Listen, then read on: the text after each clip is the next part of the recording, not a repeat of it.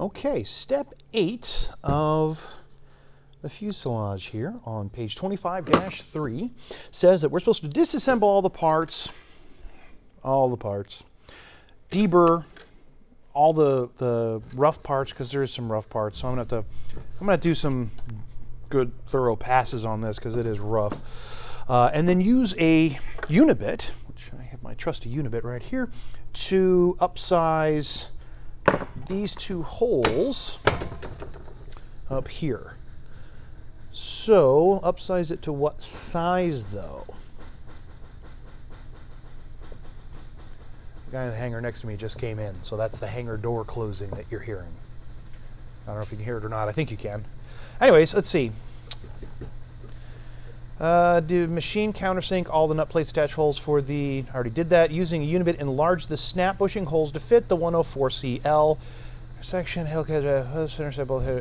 desired parts. Okay, so yeah, gonna disassemble, go get the snap bushings for these and drill these holes. I know these are supposed to, those bushings are 3/4 of an inch, but I'm gonna go find them just to make sure. And then I'm going to do that here now. Takes a long time for that hangar door to close. All right.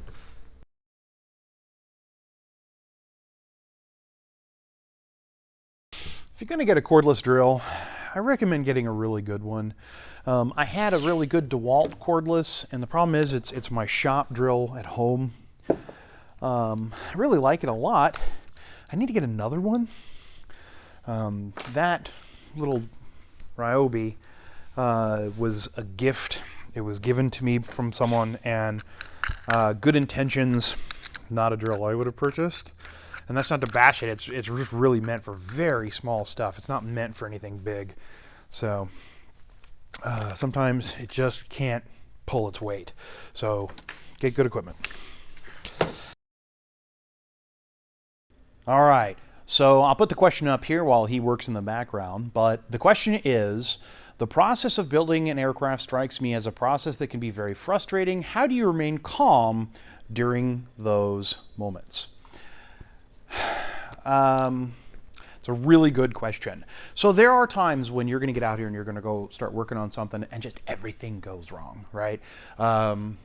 Drill bits that are too dull to cut, you got to go buy them, or you have a part that you can't find, or you inadvertently dimpled something incorrectly, or you screwed up and put a part on backwards or something, right? That, I mean, there's so many things that can go wrong, and it can be frustrating.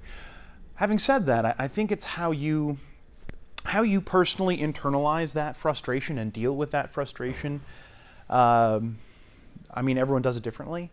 For me, I'm generally not frustrated by things. I'm frustrated by people. And so when it's me out here working on the airplane, if I screw something up or if I can't find a part or whatever, the frustration's with me. It's me. I'm the one that did something wrong, not the plane, right? This pile of aluminum and steel, it has no anima. It has no intent. It's not trying to screw with you, right? It's not trying to make you frustrated. So getting mad at it, I mean, what's the point? I can sit here and niggle with a part forever until I get it correctly. And if it gets to the point where it's like, okay, I just can't deal with this anymore, I'll put it down. I'll go for a walk, I'll watch some TV, I'll read a book, I'll do whatever, and then come back to it fresh. It's amazing how just just clarity, you know, just a few moments away, and then coming back to it solves everything. So, can it be frustrating? Yeah, I mean, anything can. It's not people. People frustrate me way more than something like this. So, no, I don't know. Everyone's different. You know, you might find it incredibly frustrating, but for me, it's actually kind of more relaxing than frustrating. I hope that answers your question.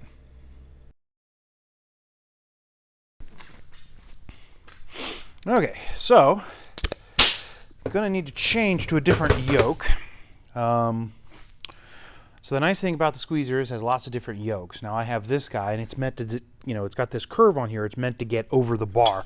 The idea is you can fit it down in here and do the work without having to worry about damaging that. So time to swap this sucker out. And I've got different heads, tools, I'm not sure what you call this, but you can use a whole pack of them. And this actually, the one that was on there is the one I want to use. Put it back in there right quick so I don't lose it. There's a leak coming from my...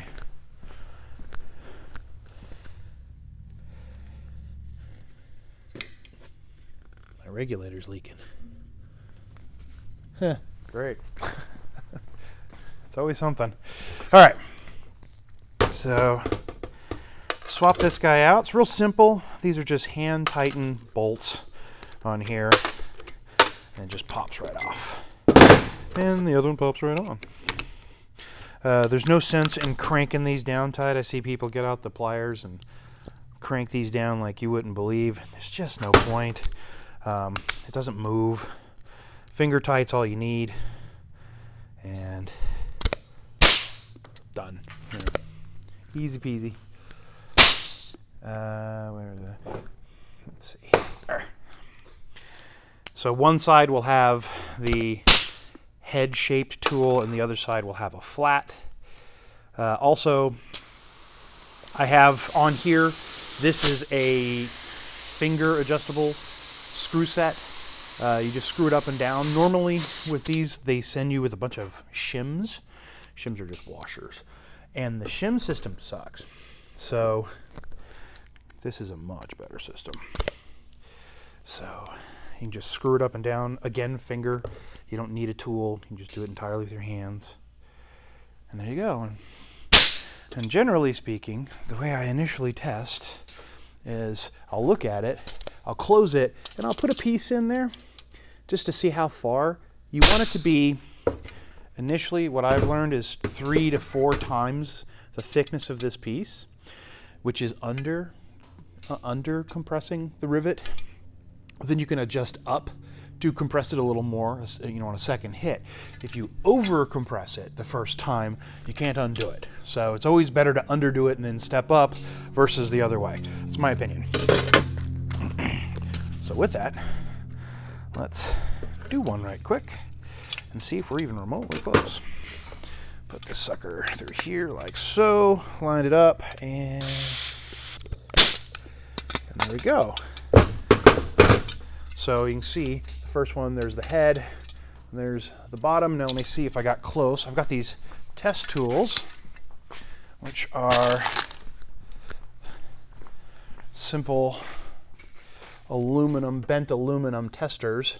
And I can put this on here, and the fact that it sits on there like that just perfectly without falling off means that it's actually just right. But the idea is you want it to be exact, the shop head to be exactly that hole size, and you want to make it so that when you drag this over, it won't quite pass, because if it's any flatter than that, it's too flat. So I've talked about riveting before. I don't know why I'm putting this away. I'll need it. I've talked about riveting before. It's not a big deal. The other thing is on these kinds of parts, a lot of times what I'll do is I'll alternate which side has which head. I don't know that that's necessary one way or the other, just for added security, and sort of makes me feel better when I know the professionally made head is on, you know, every other rivet is the opposite side. I don't think it looks good or bad one way or the other. I think it's kind of one of those things. It's just personal preference. So I'm going to work on this, do both of these now. So I've had a lot of new users come into the channel, and a lot of you have said that you've been religiously watching. Like you'll just sit down and power through all the videos, like 3 years of videos in a day or two. I gotta say, I'm glad you're here. Love it. Thank you so much for your comments. A lot of you are commenting on really old videos. I try to get to those as I can. Pace yourself. This is more of a marathon than it is a sprint. There's a lot to come, and we're not even remotely close to having this sucker done yet. But thank you, everybody. Welcome to the channel, and yeah, this is going to be awesome. And with that, another step is complete. Woot! On to the next one.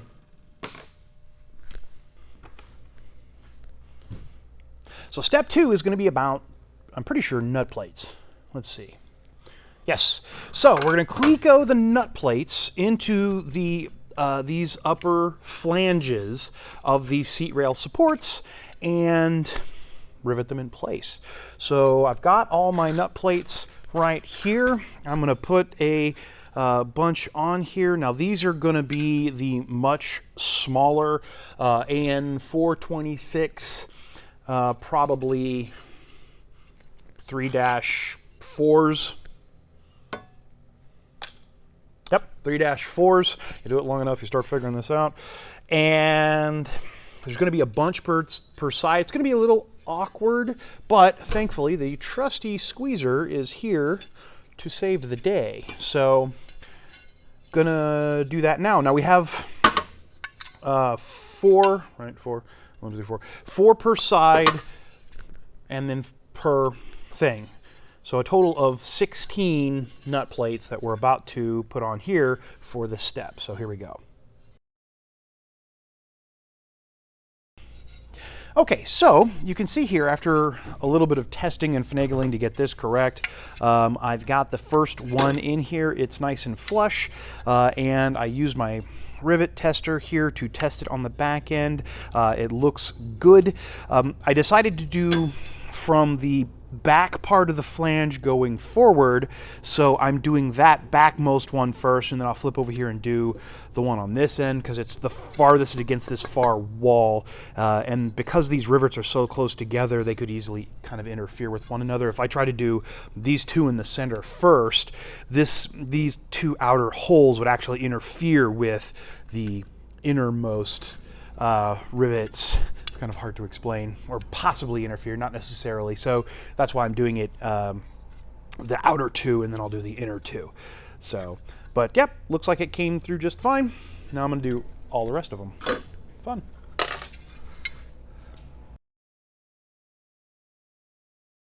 All right, there's 2 of them in.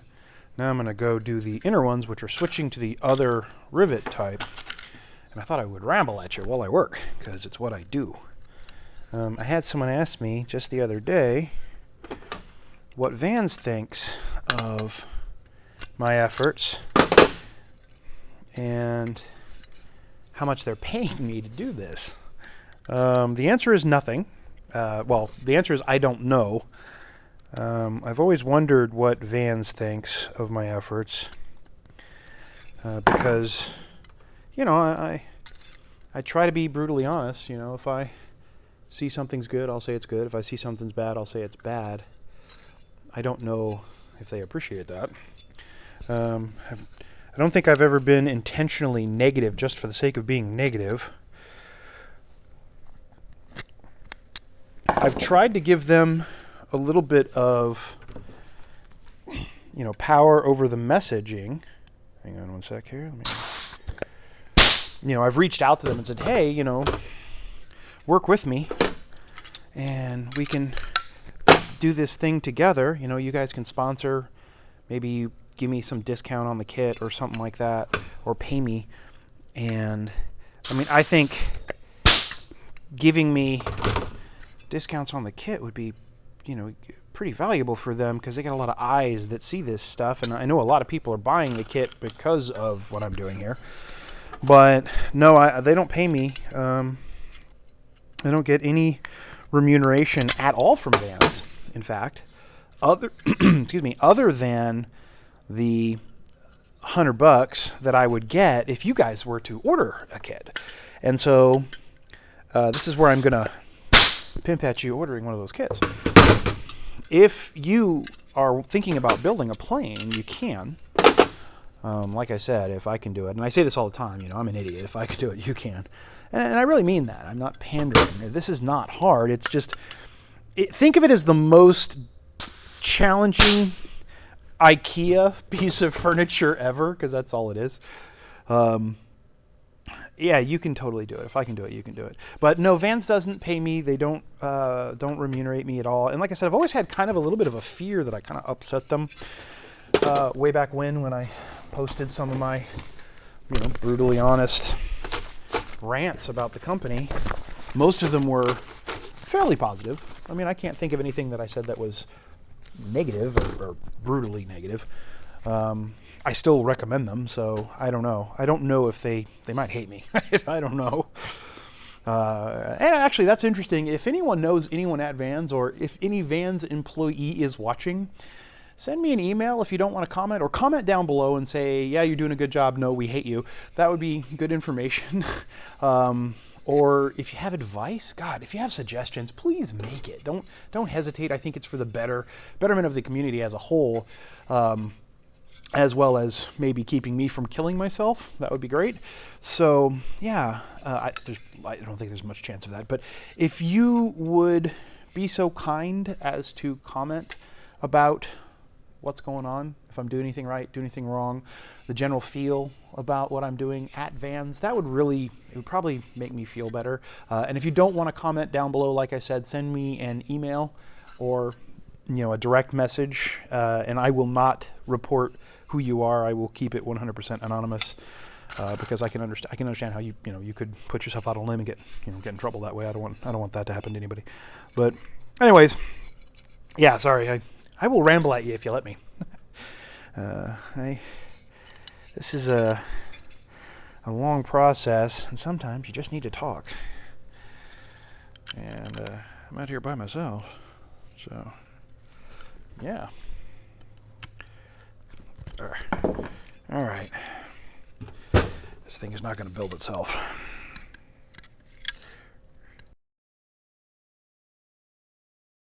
Okay. There we go, we're done. There is another step to cross off. That's number 2. So, number 3.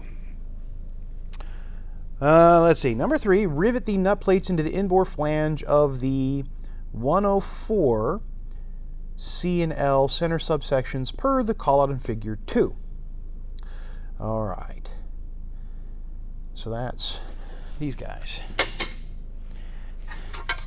All right, I'm gonna flip this guy back around so that we have everything kind of sort of the same orientation as my diagram, because otherwise I get easily confused. One moment, please. Okay. Everything's back the way it should be. I know it seems ridiculous, but just having things in the orientation that they are in the plans makes a huge difference. I will get confused. I'm easily confused. It's one of those things. Okay, so now, step 3 is we need to rivet the nut plates into the inboard flange. That's this flange right here of the C and L part, per the callouts. So we've got 3 of them. These are the same rivets here, or nut plates here. No, these are different nut plates. Right, these are the bigger ones. Let me go dig up those nut plates. There's the 1008s. What's this one? Oh, that's right. Let's see. Where is, yeah, because this goes down into here like that. Yeah, okay, these are right. Yeah, all right, my mistake. These are the correct nut plates. So yeah, 6 of these, and same thing, probably 3-4s. Yep, 3-4s. All right, so there you go. That's what we're doing now. Whee!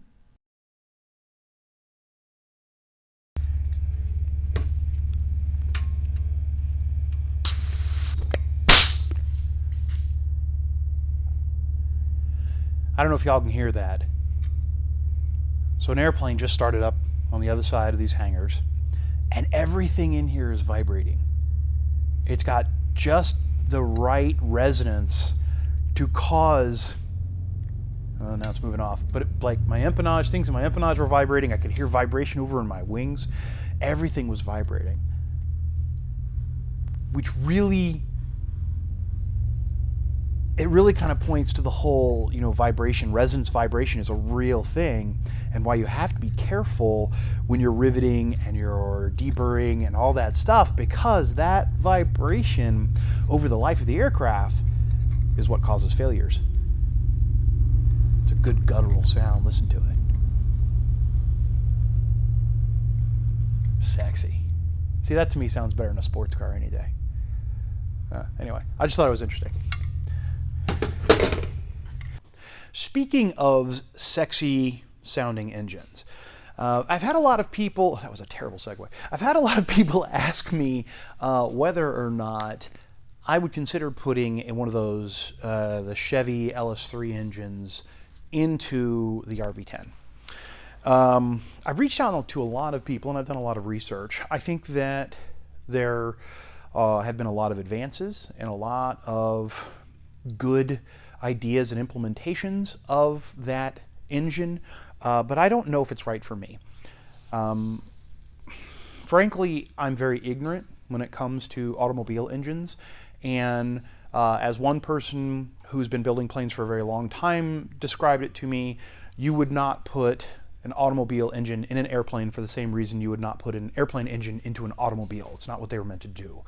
They operate at very different RPMs. They operate at very different load levels. The engines are built very differently with, in terms of like main bearing sizes and all sorts of other stuff. And he started rattling off formula and compressions and things, and it was up here.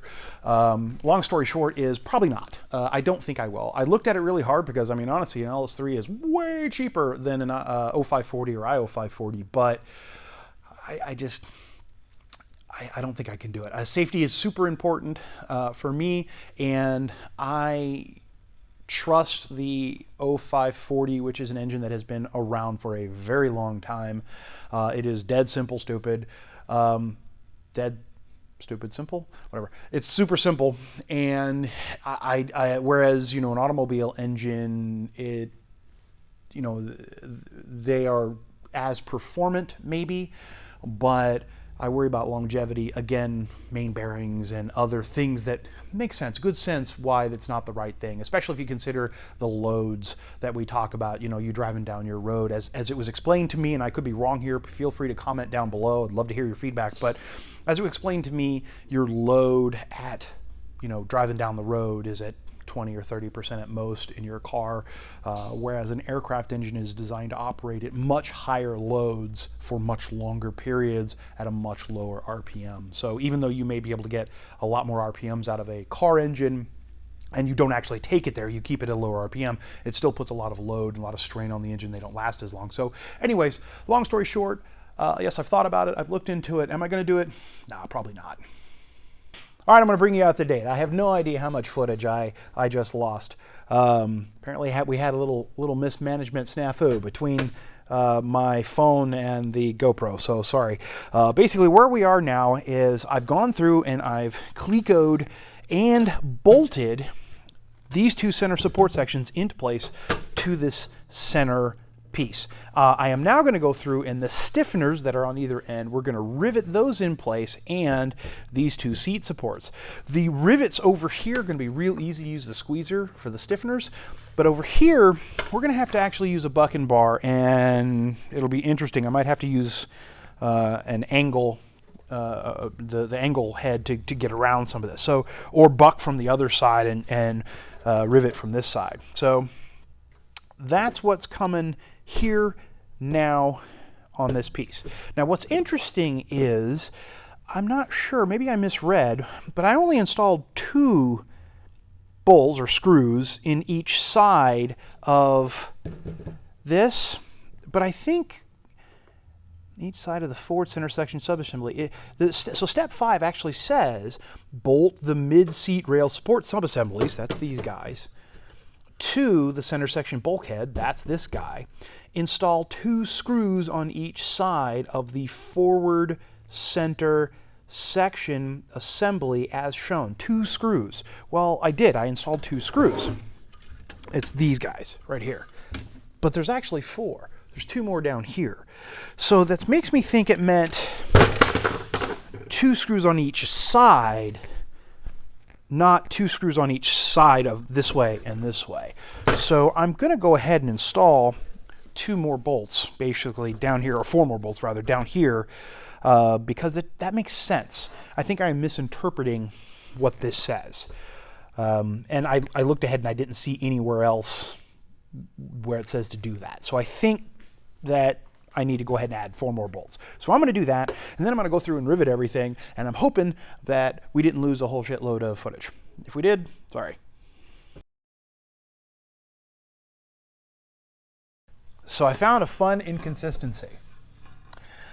So in the plans on page 25-2, when you're creating these stiffeners, which are these guys here, they show the direction that the stiffeners have to go against this as I have them on here now, with the open end here and this inner part, or this flange inside. And that's what this shows in the plans. On the next page, however, on 25-4, figure 2 shows them the other way around. It shows this piece outward. Well, that's fun. So which is the correct way? I mean, this is the way I drilled them, so I think this is the way I'm going to go ahead and leave them and rivet them in place. But it's interesting that it shows them 2 different directions. Now, this is just a stiffener, so in theory, it shouldn't matter overly much. I'm going to browse ahead in the plans a little bit and see if maybe they have to be the other way because you're going to attach something to this face. I'm not sure. Why would they flip them around between the 2 figures? That's fun. So let me browse ahead and make sure we're not actually going to rivet anything to this flange down the road, because that would be problematic. All right, so here's what I'm going to do. I've gone through and I flipped through a bunch of the plans, and I can see on several other pages where they actually do have them flipped around the other way. I don't think we're going to be using them anywhere as, you know, this outward piece as something to bolt to or rivet to. But the fact that a lot of the other pictures show this piece flipped around the other way implies to me that I should go ahead and flip it around the other way. So that's the decision I'm going to make. I'm going to say that the very first picture, which was figure 3 on 25-2, is inaccurate. I'm going to flip these around. Hopefully my holes will line up, and then rivet it in place. And hopefully that's the right decision. It's always something fun. Yeah. Whee! Okay, guys, and with that, I'm going to cut this one short. Thank y'all so very much for being here. I really appreciate it. If you do me a favor and click that like and subscribe button down there, it really helps my rankings. Lots more coming. Like I said, there's a bunch going on in the new year. Hopefully, I'll be able to reveal some of that to you, and I'm really excited about working on this. I will get back to the wings and the fuel tanks eventually. I'm kind of pausing on those because I just so done with them. Anyways, thank y'all so very much. I appreciate it. Merry Christmas, everybody, and I'll see you next time.